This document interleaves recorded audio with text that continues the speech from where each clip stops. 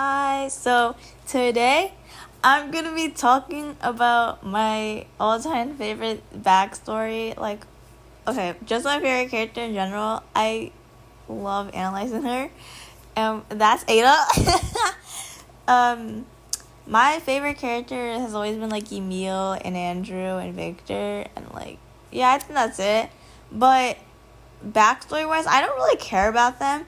But Ada, oh my god, she is so interesting for me. So I'm gonna be explaining this in depth because there's some Ada haters out in the world. I be seeing people saying she's an abuser and she's toxic. I need to explain. I'm gonna show screenshots of her backstory and her deduction things, you know what I mean.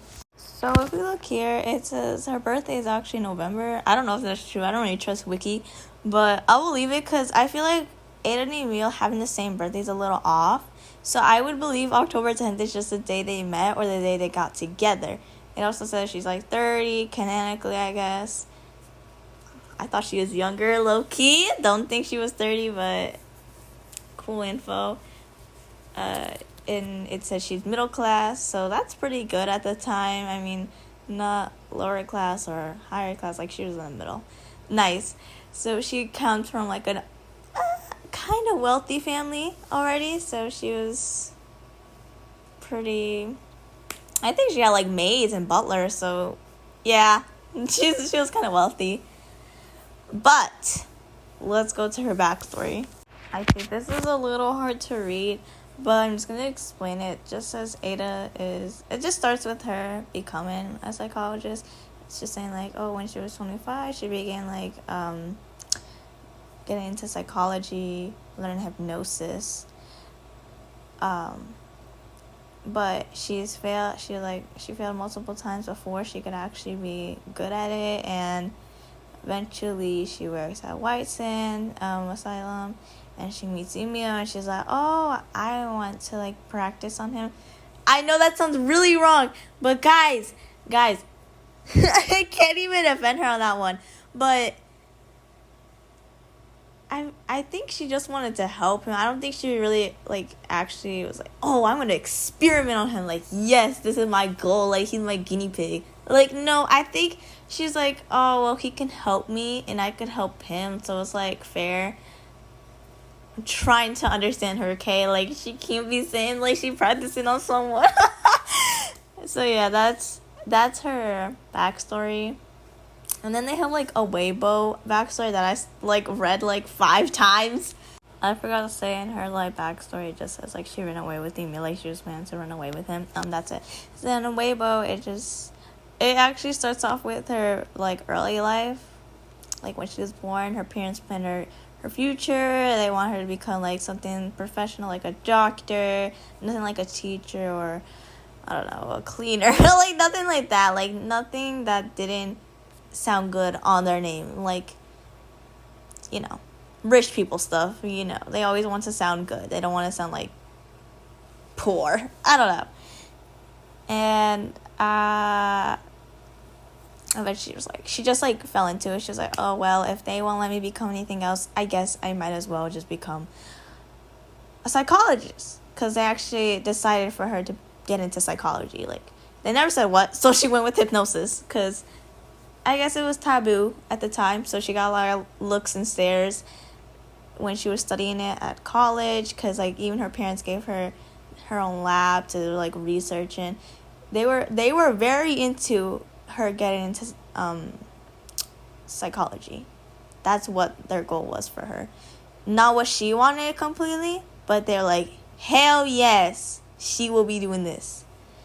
And I think some part of this backstory, the Weibo backstory, it says a guy hit on her and she was rejected him. Don't know why that was included. It's because he was trying to use her. He was oh, well, if you get with me, I'll help you with your studies. And she was no, thank you, I'm good. And then she moved on, and then she went to, White Sand. And that's where she met Emil. And you know what goes after that. It's just basic information. Yeah, that's for the Weibo backstory from what I remember, because I'm not going to be reading all that. That's yap.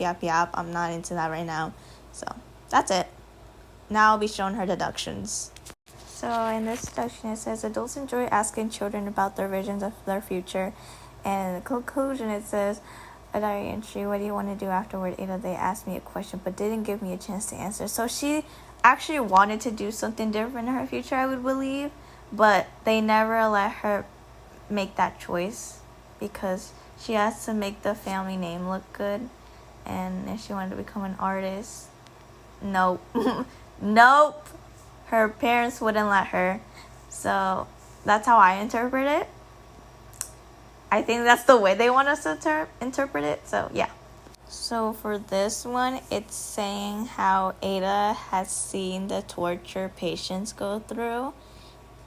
And that's why she was hesitant to become like a psychologist, because she never wanted to hurt anyone. She felt some empathy. But in the end, she became a psychologist. It just happens. This deduction is about Ada seeing a homeless boy and he's like starving and she wanted to help him. So she did. She got him a loaf of bread and she asked her dad if he could even help a little bit, and he didn't want to. It just shows how her parents were very they didn't care about anyone else besides themselves. Oh, we don't care about the poor kind of stuff. It's just they're very selfish, and I think Ada didn't want to become like them. This is the one that shows that her parents, mostly her dad, was very strict on what he wanted her to become. So he gave her a research lab so she can study psychology, mostly hypnosis, because that's what she wanted to do. And it was her choice, oh, do you really want to do this? And she did do it because I guess the fear of letting her dad down is probably the biggest factor, which is sad. So, on to the next one. This is basically just saying she signed a contract saying, oh, I'll be using this research lab to do research about hypnosis. Literally it. I don't know why they added this. I'm a bit confused for this one, but it's just stating that there's a notebook that contains dates with names of different hospitals and clinics, and yeah. It also says they surrender easily in the face of future failure, but not me. I guess saying that Ada's persistent of not failing. I don't like the description for this because it says Emil, he was destined for me, my perfect test subject. Hell no! It's just saying how she found him in the asylum, White Sand Asylum, and how he was the perfect patient for her to study and to help, of course, and the man who truly understands her.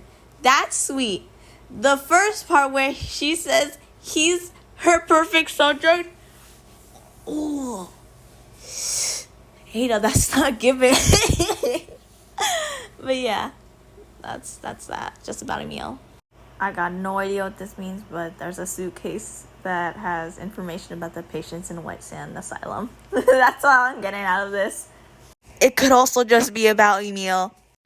In this one, it's saying what Emil has, which is anxiety, OCD, hallucinations, dementia, reoccurring night terrors, and his conditions are just worsening, and that's it.